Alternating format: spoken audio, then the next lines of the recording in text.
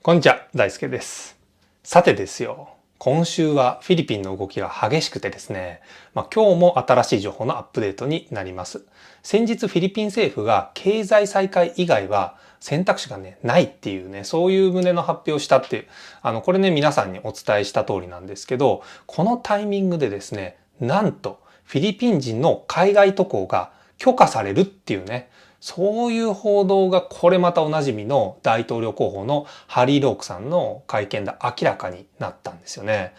動きが激しいフィリピン、嫌いじゃないですけどね。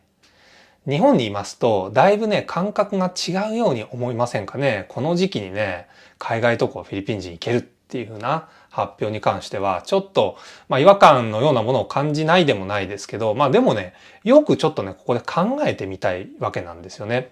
今現在、そもそも日本人は渡航が禁止されているわけではないんですよね。でもね、そんなこと言うと、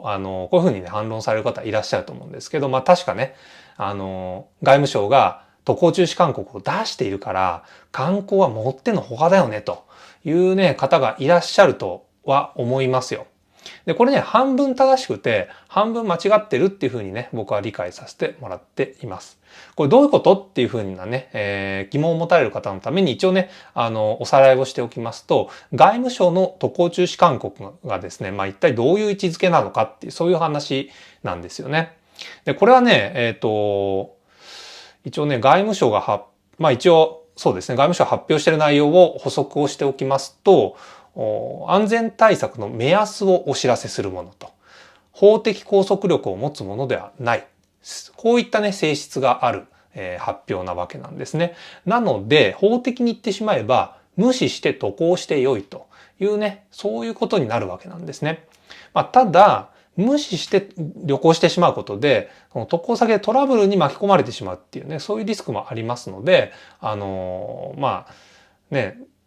無条件でこう言っていいかどうかっていうのは、個々人の判断になるわけなんですけどね。例えばこういうリスクが考えられるわけです。このリスクっていうのは外務省のウェブサイトでも紹介されたものですけど、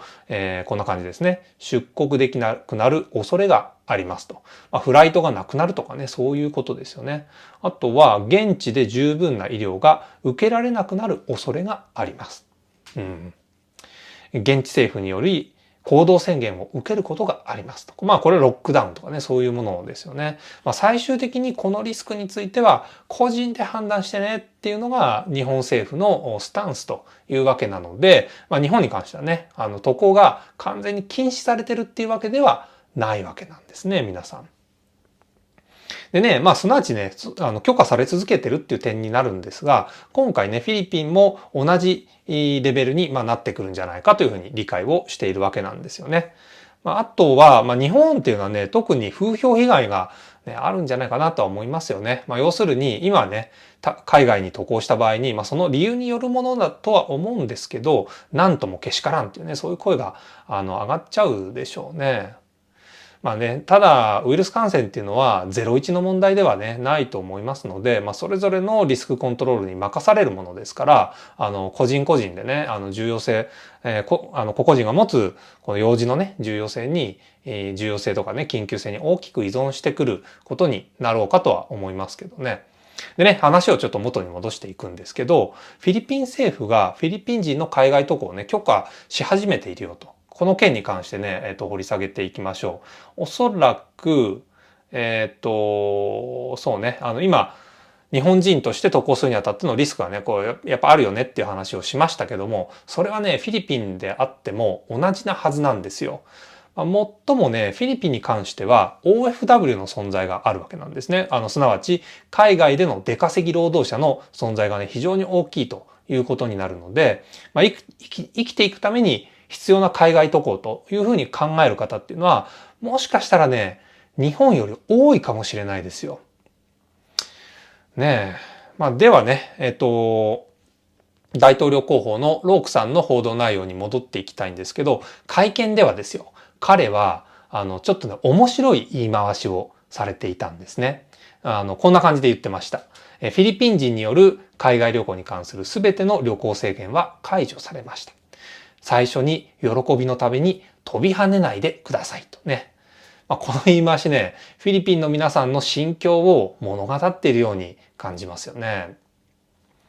で、この会見の内容を読み解く限りなんですけど、無条件でね、渡航が許可されるわけではなくて、一定の条件下で、一定の条件を満たす必要があるよということに関しても、このロークさんね、会見の中で触れておりました。どんな条件があったかっていうのを、ちょっとね、簡単にご紹介をすると、往復チケットの提出が必要なわけなんですね。要するには帰りの航空チケットも、きちんとチェックされるということですね。あとは、滞在に伴う費用が十分であると。これ宿泊とかね、生活費が、十分かどうかっていうところですよね。あとはね、海外旅行保険がきちんとかけられているのか、渡航先の国が指定する検疫制限を守っているかどうかですね。すなわち PCR 検査が指定されていたりだとか、あと陰性証明をあらかじめ取っておかないといけない。健康状態を証明しないといけないとね。こういったところは、事前にチェックされる。これはもちろんそうですよね。あとね、フライトの遅延など旅行に伴うリスクを認める宣言が必要。多分ね、何かにサインするんだと思いますんでね。で、あとね、帰国に伴う PCR 検査、検疫措置への同意というところで、このあたりはね、日本と同じようなレギュレーションが、フィリピンに関してもあるんだろうなと思いますよね。結構やることあるなっていうふうに思いましたけどね。我々日本人でも、海外にね、今何かの用事があって、行く際には、同じようなね、条件をクリアしていく必要があるんだと思いますよね。大体同じレギュレーションなんじゃないかと思います。で、なぜですね、私がこんなにフィリピン人の出国についてチェックをしているのかっていうのをね、疑問に思われる方いらっしゃると思います。特にね、この動画初めて見られる方っていうのはそう思いになると思うんですけど、過去からね、動画を見てくださってる方は皆さんお気づきだと思いますけど、僕のね、今お付き合いしている彼女とグリーンゾーン対処国で落ち合うというね、荒行をどっかで企てたいっていうふうに思っているからなんですね。でもね、そこまでの道のりってめちゃくちゃ険しいわけですよ。そもそもね、僕に関しては本業があるわけで、今の日本の水際対策のルールだと、到底渡航は不可能と、見ざるを得ないでしょうね。だけどですよ、なんとかね、道を探していきたいなというふうに考えています。諦めずにね、見ていきたいなと。で、そういうね、僕みたいな思いされてる方って、結構たくさんいるんだなっていうのが、このチャンネルのね、コメント欄見るともうよくわかりますよ。なんでね、皆さん一緒に頑張りましょう。ということで、本日の報告を終えさせていただきます。ご視聴いただきありがとうございました。でね、多分ね、この動画見てくれてると思うので、僕のね、相方に少しだけメッセージをこの場を借りてですね、伝えさせてください。I want to tell you, lovely Sean-san, about this planning.I hope we can overcome the hard situation together. Let's meet up in a green zone country in the soon future. さよなら。